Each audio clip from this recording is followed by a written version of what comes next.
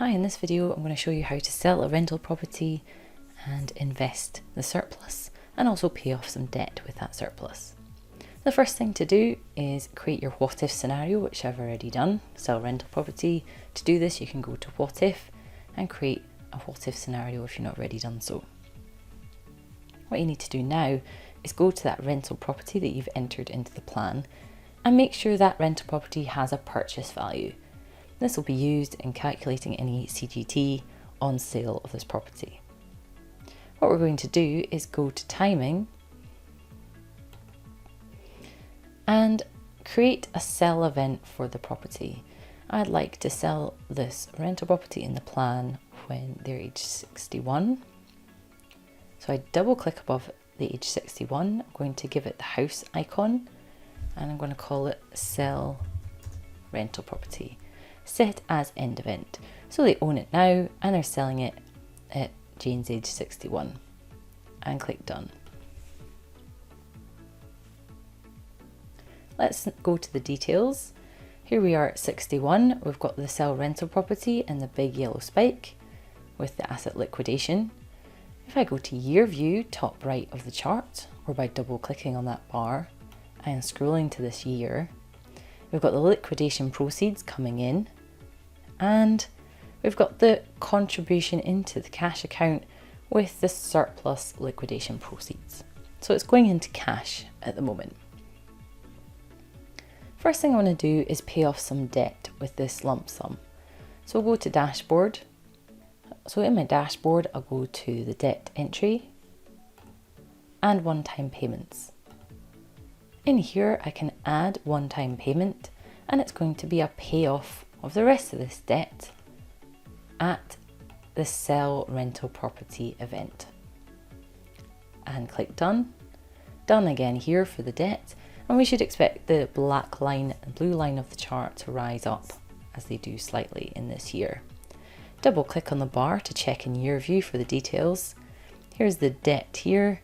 And there's an additional payment to pay off the capital amount. If I scroll to the next year, you can see this debt is no longer in the plan.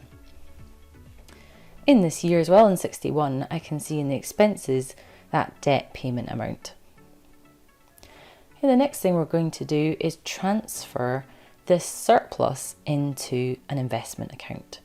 So we're going to go to the plus button, transfers, transfer from all surplus into, we've got a general investment account here, and just to capture the remaining surplus, it's just all available with no in these two boxes. Once we go to timing, again click on that sell rental property event, and hooking all these things up to the same event means if you move that event, it will move the timing of all of these things all together. So the property sell will move as well as the debt payoff, as well as this investment of the surplus into the investments.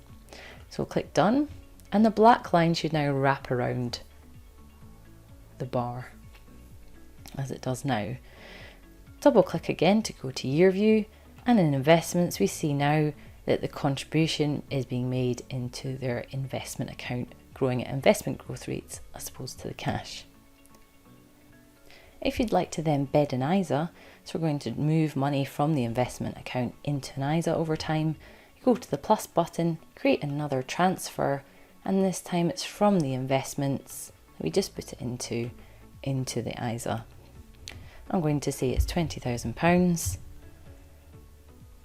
and it's going to recur because we're going to do it from when the property is sold until the end of the plan or the account runs out.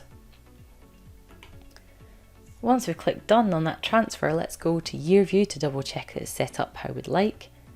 Year view, scroll along to the year of the property sale.